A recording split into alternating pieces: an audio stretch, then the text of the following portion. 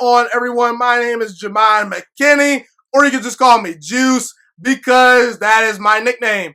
Over the next couple of days, I am covering the NFC South Division, and we are starting things off with the Carolina Panthers in today's episode. Now, for those of you that do not know, on this show, I cover all 32 NFL teams, and I do record predictions for all 32 NFL teams for the 2020 NFL season. So, if you are watching on YouTube, I will put the playlist to all the teams that I have covered so far. But going forward, I will be covering all the divisions and all the NFL teams and giving record predictions for them. So be sure to subscribe and stay tuned for those things right here. But let's get to the Carolina Panthers, a team that I was actually very high on last season. I had the Carolina Panthers in the playoffs last year at 11-5, and that did not happen last season. Obviously, the season prior in 2018, this team was riding high and was 6-3 before Cam Newton got hurt. And I felt that last year Cam Newton would be healthy and this team could go to the playoffs with a very good defense and Christian McCaffrey running the football and an offensive line that I thought was actually underrated. None of those things came into fruition in 2019. Cam Newton was often injured. He got shut down for most of the season. And when you're relying on Kyle Allen and Will Grier to win games for you, it's just not going to happen. And ultimately, I think that Ron Rivera is one of the best head coaches in the entire NFL. I think he's a top 10 head coach right now, currently. I think the Redskins got a great head coach at their disposal right now.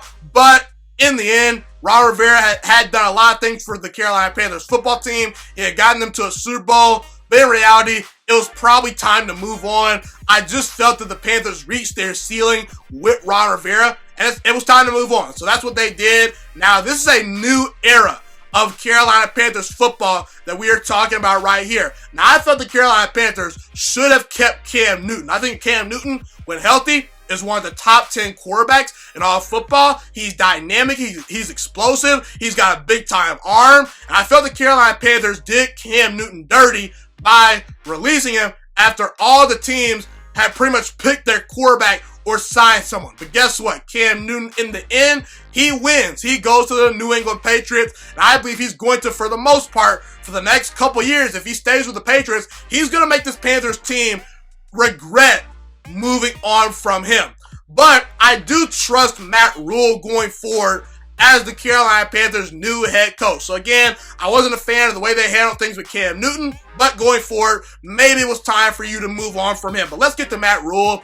I believe in Matt Rule. Matt Rule obviously got a 7-year, $62 million deal from the Carolina Panthers.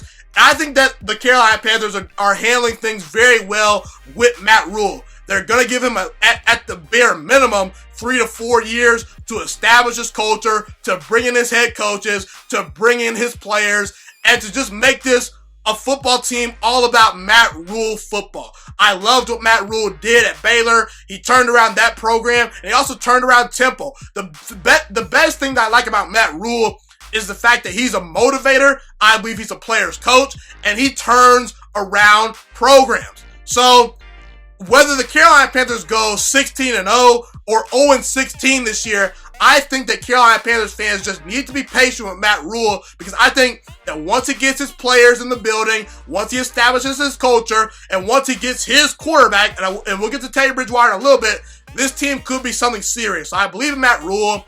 You obviously bring in Joe Brady, the offensive coordinator from the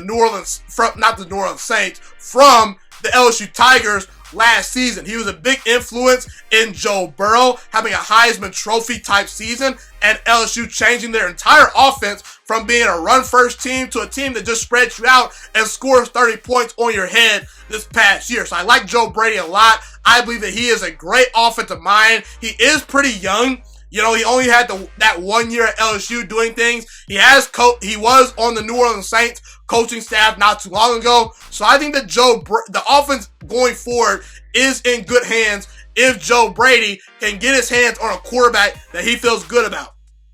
Now, obviously, Eric Washington is out as defensive coordinator. Now you bring in Phil Snow, one of Matt Rule's guys. So, Matt Rule, he's bringing in the coaches that he wants to coach this football team. So I like what Matt Rule is doing.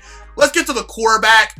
I think Teddy Bridgewater is a decent quarterback, but I don't think he's the quarterback of the future for the Carolina Panthers. I just don't think. Let me put it to you this way. I believe Teddy Bridgewater is a starting quarterback. I don't believe that he is a franchise quarterback. There's a difference. A franchise quarterback is a quarterback that I'm going to sell to my fan base. That I'm going to, from a marketability standpoint, get revenue. A guy that sells tickets. A guy that can win me a Super Bowl potentially. A guy that I can go out there and say, hey, we might have a chance to make the playoffs each year if things bounce our way, if this quarterback is our guy. I don't think Teddy Bridgewater is quite that quarterback. I think that he just misses the criteria of being a franchise quarterback. But I do believe he's reliable. I do think he's accurate. I do think he's a great leader. And I do think that Teddy Bridgewater is a stable quarterback. Last year with the New Orleans Saints, he threw 9 touchdown passes to only 2 interceptions. He had a 68% completion percentage and a pass rating of 99.1. That's pretty darn good. And a couple years ago, when Teddy Bridgewater was starting for the Minnesota Vikings, he led them to the playoffs. He won the division over Aaron Rodgers during the 2015-2016 season, and they nearly won a playoff game. So, look, I just don't think Teddy Bridgewater is all that special as an athlete and as a thrower of the football, but I do think that he's a good, solid, stop, bridge, gap quarterback. And I want to address P.J. Walker a little bit right here briefly. P.J. Walker lit the XFL on fire when he was playing for the XFL. Now, he's on the roster currently. I do think that P.J. Walker is more of a project. I think that you have to kind of treat him sort of more like a developmental quarterback. But in the XFL, he showed some serious stuff. He was arguably the best player in the XFL not too long ago when the XFL was, playing games. So I think that P.J. Walker is kind of a wild card. Maybe he's the quarterback of the future. Maybe he develops behind Teddy Bridgewater. If I were to project if he's going to be the franchise-changing quarterback for the Carolina Panthers, I'm going to probably say no. But keep an eye on, I should say, P.J. Walker going forward. Now, as far as the wide receivers on this team, this wide receiver core might be the best unit on your entire football team. We look at DJ Moore, Curtis Samuel, Robbie Anderson. Those are 3 legit, speedy wide receivers that can make big plays down the field. Now, I do think that DJ Moore is the best out of the 3. He's not necessarily an elite number 1 wide receiver. I think he's more of on the lower end of a number 1 wide receiver, but he has a lot of potential. He had a career year last year. Curtis Samuel, he has big playability. And I don't think Robbie Anderson quite fits in with this offense, because I think that Teddy Bridgewater is more of a point guard, a distributor. He's not a guy that's going to throw the football down the field a ton. And that's where Robbie Anderson is at his best, running vertical and beating teams deep. So I'm interested to see how the Panthers use Robbie Anderson, but maybe there are some tools to work with right there. Maybe you could use him as a decoy. Ian Thomas as the tight end. I think that Ian Thomas has some potential. He's not knocking my socks off, but I like him. You look at Christian McCaffrey, I think that he's the best running back in the entire NFL. Now, as far as the philosophy of this team, Matt Rule went heavy on defense in the 2020 NFL Draft. And I actually like this philosophy. This team last year was 19th in total offense, 1 spot below the Green Bay Packers, who were 18th offensively, and they won 13 games a year ago. They averaged more points per game than the Buffalo Bills and the Cleveland Browns last year. 2 teams that were more talented than them. I kind of spat that word out in a weird way. English is hard, guys. Bear with me, okay? But when we look at things, the Carolina Panthers last year had the 4th worst run defense last season. They had the 2nd worst defense as far as points per game were allowed last year. So they need to work on defense. Now, in a division with Jameis Winston, Drew Brees, Matt Ryan, and Tom Brady, you would think you need a pretty solid defense to match up with those teams, 6 times a year, as far as the Buccaneers, the Saints, and the Falcons go. So you need to go defense. And I think that the Carolina Panthers had a very good draft as far as identifying what defensive players work best for their scheme. And as far as the players they got, I really admire their first 3 picks of that draft. I like those picks the most. Derek Brown out of Auburn is a monster at defensive tackle. Yetur Gross-Matos, who I had a first-round grade on, goes in the second round. And Jeremy Chin is a very versatile safety that was the Jamal Adams of the Southern Illinois defense from a year ago. Not to mention, you also got some pretty good players outside of those 3. Those 3 guys are my favorite 3 picks that you made. They were your first 3 picks. Okay, so we talked about how the Carolina Panthers team is going to look this year. Let's talk about how good this team actually is going to be. I'm sorry, Carolina Panthers fans, but I only have you guys winning 3 games this year. You're going to be a 3-13 football team. Now, before you start bashing me, okay, keep in mind, this team lost Luke Kuechly, Greg Olsen. They traded away Turner, their very good offensive guard, for Russell Okung. To me, that's a downgrade on the offensive line. I don't understand why you would let go of a very good young offensive lineman.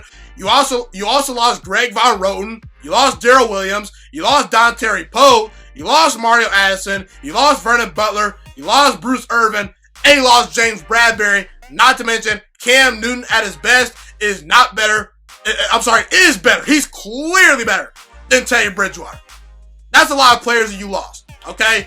You have so much turnover on your team, and you're going to be relying on a lot of young players. Not to mention, I think the Falcons have a better roster. I think the Buccaneers have better players. And the Saints, I think they have better players as well. And there are only 256 wins to go around if there are no ties in the NFL. So you have to take that into account when you're predicting how well teams are going to be. I just think the Panthers have the 4th worst quarterback in their own division. You got an entire new head coaching staff, and you're the 4th most talented team in your own division. That's a recipe for disaster, and I don't think the Carolina Panthers are going to win any more than 6 games this year. I think that 6 wins is the max, and honestly, you probably would ideally maybe win 4 games if I were to project, but I'm going with 3 wins only, simply because your schedule is brutal. Okay, let's dive into the schedule a little bit right here. Week number 1 versus Vegas. Week number 2 versus the Buccaneers on the road. You have to travel to the Chargers in week number 3. And week 4, you play the Arizona Cardinals. All 4 of those teams, from a roster standpoint, are better than you. So, I think you only win about 1, maybe 2 of those games. Maybe 2 if I'm being nice to you. So, I don't see it the first 4 games of the season. Now, week 5 through 8, you get the Falcons on the road, you get the Bears at home, you get the Saints on the road, and you get the Falcons once again. I believe you're going to split with Atlanta, and you could beat Chicago. I don't believe in Chicago this year a whole lot, but I don't think you're beating the Saints at all this year. I believe the Saints are going to sweep you. The Saints are one of the 5 most talented teams in all of football. So that's how I feel about those 4 games right there. Up next, at the Chiefs, Buccaneers at home, Lions at home, and at Minnesota Vikings. You're not beating the Chiefs. You're not beating the Buccaneers either. I don't think the Buccaneers are going to lose to you guys at all this year. I think the Buccaneers are one of the most talented teams in the entire NFL. I think Tom Brady is going to change the fortunes of that team. I believe he's going to have a great season. I'm high on the Detroit Lions this year. You do get them at home, so you could win that game, but I would not favor you to win that game. And at the Vikings, I'm not completely sold on Minnesota, but they did make the playoffs last year, and they are a more talented team than you guys right now. So you probably will lose that game, but you could convince me that you're going to win that game, maybe. Now, bye week in week 13. After the bye week, you face the Denver Broncos at home. Now, I do believe the Denver Broncos are one of the most talented teams in the entire NFL, and I do think they're probably a playoff team this year. However, they are a young team. What does that mean? They're up and down as far as consistency goes, probably. Okay? So, when it comes to young NFL teams, some weeks, they look like one of the best teams in football, but the very next week, they could look like a complete dumpster fire. So, I think off a bye week, you will probably beat the Denver Broncos, but I will not be shocked if that's a loss because you're just not a better team than them at the moment. At Green Bay, I think that's a loss. Green Bay is a very good football team. At Washington, Ron Rivera's new team, that defensive line will expose your weak offensive line. I think Dwayne Haskins has some promise. And last year, you had no business losing to the Redskins at home, and they beat you guys at home. So I think that just off of general principle, with Ron Rivera being motivated to prove his old team wrong, I believe that that's going to be a loss. And then at home versus the Saints to finish the season, that's probably a loss. So when I look at this entire schedule, I don't see very many wins. I just don't. The schedule's not very favorable. You don't have a great roster. You have a lot of turmoil as far as a new coaching staff. That sounded very weird coming out of my mouth right there. You have an entire new coaching staff. And not to mention, you have a shortened training camp this year. You have less preseason games to get things going with your football team. So in reality, I see the Carolina Panthers only winning 3 games this year. Now, Carolina Panthers fans, don't get too discouraged. Matt Rule had a rough first year at Temple. He had a rough first year at Baylor. But by year 2, 3, and 4 in the NFL, I believe Matt Rule can make this team much, much better. I think that you have to judge Matt Rule right when it gets to about year number 3. Year number 1 is the year in which you establish your culture.